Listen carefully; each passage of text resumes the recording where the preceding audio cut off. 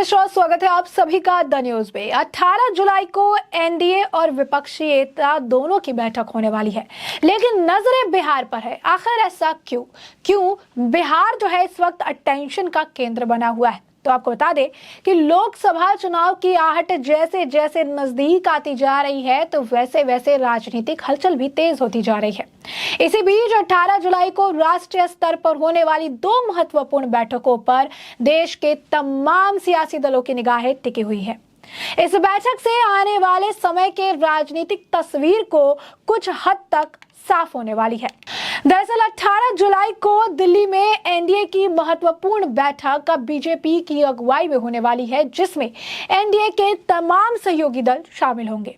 माना जा रहा है कि बीजेपी की कोशिश रहेगी कि बैठक में ज्यादा से ज्यादा सहयोगी दल शामिल हो, ताकि राष्ट्रीय स्तर पर बड़ा मैसेज जा सके। उसकी बड़ी नजर बिहार पर है, जहां हाल ही के दिनों में बीजेपी ने कुछ नए सहयोगी को अपने साथ जोड़ा है और बीजेपी की कोशिश है कि इसकी संख्या और बढ़ाई जाए। एनडीए की बैठक में बीजेपी को सबसे ज्यादा फायदा बिहार से मिलते दिख रहा है, जब उनके साथ उपेंद्र कुशवाहा की आरएलजेडी, जीतन राम मांझी की हम, चिराग पासवान की आरएलजेपी जैसी सहयोगी जुड़ने वाले हैं। तो वहीं बीजेपी की नजर मुकेश सहनी की वीआईपी पार्टी पर भी है, जिसकी तस्वीर अब धीरे धीरे साफ हुई है। जाहिर है बीजेपी न सिर्फ बिहार में अपना सहयोगियों की संख्या बढ़ा रही है, बल्कि महागठबंधन को झटका भी देती दिख रही है। तो एक तरफ नीतीश कुमार बेंगलुरु के दौरे पर है, तो दूसरी तरफ बिहार में उनके सहयोगी बिखरते नजर आ रहे हैं। अलग अलग जगहों पर अलग अलग चीजें देखने के लिए मिल रही है। एक तरफ जब विपक्ष को एकजुट करने का मोर्चा संभालने वाले नीतीश कुमार से बिहार में उनके सहयोगी दल नहीं संभल पा रहे, और यही कारण है कि अब लगातार एनडीए में उनकी वापसी होती नजर आ रही है। बीजेपी प्रदेश अध्यक्ष सम्राट चौधरी ने तो इस मुद्दे पर कहा कि हमारे प्रधानमंत्री की अगुवाई में देश की कई प्रमुख राजनीतिक पार्टियों के नेता शामिल होंगे। 18 जुलाई को गैर बीजेपी पार्टियां भी बैठक कर रही है, लेकिन उनकी तस्वीर पूरी तरह से धुंधली है। और यही नहीं, उनकी बारात में दूल्हा कौन बनेगा ये भी साफ नहीं है। शायद वो लोग तय नहीं कर पा रहे हैं कि प्रधानमंत्री मोदी जी के सामने लाए किसको, क्योंकि उन्हें भी पता है मोदी जी के सामने कोई नहीं टिकने वाला। 18 जुलाई को बेंगलुरु में गैर बीजेपी राजनीतिक पार्टियों की कांग्रेस की अगुवाई में बैठक होने वाली है, जिसमें माना जा रहा है कि 24 राजनीतिक पार्टियां शामिल हो सकती है। बैठक की गंभीरता इसलिए भी बढ़ गई है क्योंकि इसमें सोनिया गांधी भी शामिल होने वाली है, जो काफी महत्वपूर्ण माना जा रहा है। इसके पहले पटना में 23 जून को नीतीश कुमार की अगुवाई में बैठक हुई थी, जिसमें 15 राजनीतिक पार्टियां शामिल हुई थी, और तब तय हुआ था कि अगली बैठक 18 जुलाई को बेंगलुरु में होगी, जिसमें बीजेपी के खिलाफ आने वाले लोकसभा चुनाव की रणनीति बनाई जाएगी। साथ ही जो आपस में संशय के हालात है उस पर भी विस्तार से चर्चा हो, और जिन्हें भी आपसी समस्या है उसे दूर किया जा सके। जदयू के वरिष्ठ नेता और मंत्री विजय चौधरी कहते हैं कि 18 जुलाई की बैठक महत्वपूर्ण है, क्योंकि इस बैठक में तय होगा कि 2024 में बीजेपी को कैसे उखाड़ फेंकना है।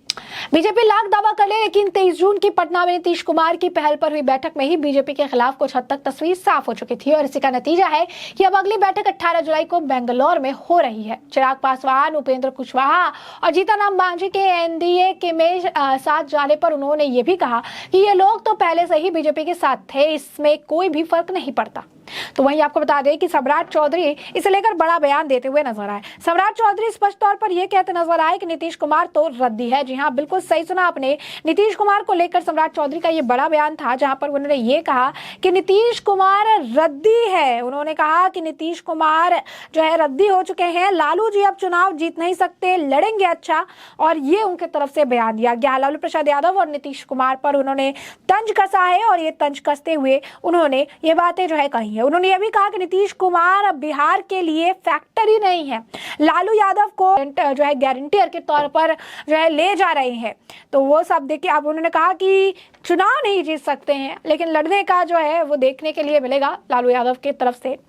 साथ ही आपको बता दें कि इस मुद्दे पर कांग्रेस एमएलसी प्रेमचंद्र मिश्रा कहते हैं कि देश की जनता कांग्रेस की तरफ देख रही है, और उन्हें लगता है कि कांग्रेस ही है जो बीजेपी को सत्ता से हटा सकती है, और यही वजह है कि कांग्रेस अब बड़ी कोशिश कर रही है कि गैर बीजेपी तमाम राजनीतिक दल एक साथ आए और 2024 में बीजेपी को शिकस्त दे सके।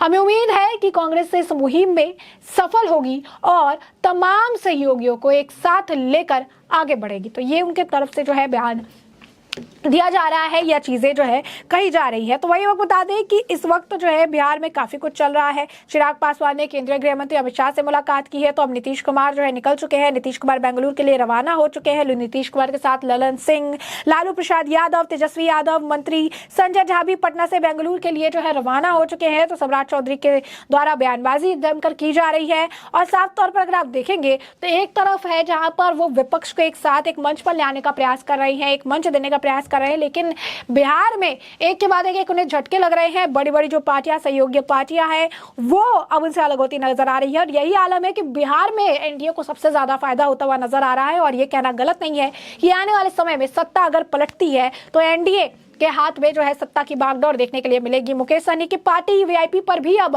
बीजेपी की नजर है। सूत्रों के हवाले से खबर है कि मुकेश सहनी की पार्टी वीआईपी भी जल्द ऐसा मीटिंग 18 तारीख को जो मीटिंग होने वाली है उसमें हो सकती है कि वो बीजेपी में शामिल हो। और ये सूत्र की तरफ से बड़ी खबर है, यानी बिहार में अलग थलग अब नीतीश कुमार और लालू प्रसाद यादव की गठबंधन की सरकार पड़ जाएगी, क्योंकि सहयोगी दलों ने अब एक बेहतर और एक अच्छा विकल्प एनडीए चुन लिया है और इसी के तरफ वो अपनी कदम बढ़ाते हुए अपनी राह साफ करते नजर आ रहे हैं। ऐसे में बिहार की राजनीति हमेशा से दिलचस्प रही है और इस बार भी दिलचस्प मोड़ देती हुई नजर आ रही है। लगातार दल बदल जारी है, नीतीश कुमार को झटके लग रहे हैं और नीतीश कुमार के सहयोगी अब उनसे अलग होकर एनडीए की तरफ अपना रास्ता बनाते हुए नजर आ रहे हैं। चाहे उपेंद्र कुशवाहा हो, जीतन राम मांझी हो, चिराग पासवान हो या फिर अगला नंबर मुकेश सहनी का हो, सभी जो है अब एनडीए की तरफ अपना रुख करते हुए नजर आ रही हैं। तो ऐसे में स्पष्ट तौर पर अगर आप देखेंगे तो ये तमाम सहयोगी एक साथ जो है लेकर आगे बढ़ने का प्रयास बीजेपी कर रही है लगातार और ये एक बड़े प्रयास के तौर पर देखा जा रहा है। और कल होने वाली मीटिंग में जहां पर एक तरफ विपक्ष अपनी मीटिंग बेंगलुरु में कर रहा है, तो दिल्ली में जो है एनडीए की मीटिंग होगी। यहाँ पर कई सारी तस्वीरें साफ हो जाएगी और राष्ट्रीय स्तर पर भी एक बड़ा मैसेज जाएगा कि आखिर पार्टियां अपने तरफ से क्या प्रयास कर रही हैं और 2024 के लोकसभा चुनाव में और क्या कुछ देखने के लिए मिलने वाला है। तो ऐसे में हमने आपको जो पूरा मामला है ये बड़े विस्तार से बताया है कि पूरा मामला क्या है, किस तरीके से 18 जुलाई को एनडीए और विपक्षी एकता दोनों की बैठक है, लेकिन नजरें बिहार पर है और कारण बिहार के सहयोगी दल हैं। जैसे कि हमने आपको बताया कि यहाँ पर जो है काफी सारी पार्टियां हैं। हम जो है एनडीए की तरफ रुख करिए, चिराग पासवान गृह मंत्री अमित शाह से मुलाकात करके आई है और इसी के साथ आपको बता दें कि एक और पार्टी है वीआईपी, मुकेश सहनी की पार्टी पर भी बीजेपी की नजर है और इसी तरीके से उपेंद्र कुशवाहा भी बीजेपी की तरफ जो अपना कदम बढ़ा चुके हैं। तो स्पष्ट तौर पर बिहार पे सबसे ज्यादा प्रॉफिट जो है वो बीजेपी को होता नजर आ रहा है और इसका नुकसान नीतीश कुमार को आने वाले चुनाव में झेलना पड़ेगा। तो ऐसे में अब इस पूरे मामले पर आपकी भी जो राय हो हमें कमेंट सेक्शन में कमेंट करके जरूर साझा करिएगा। धन्यवाद।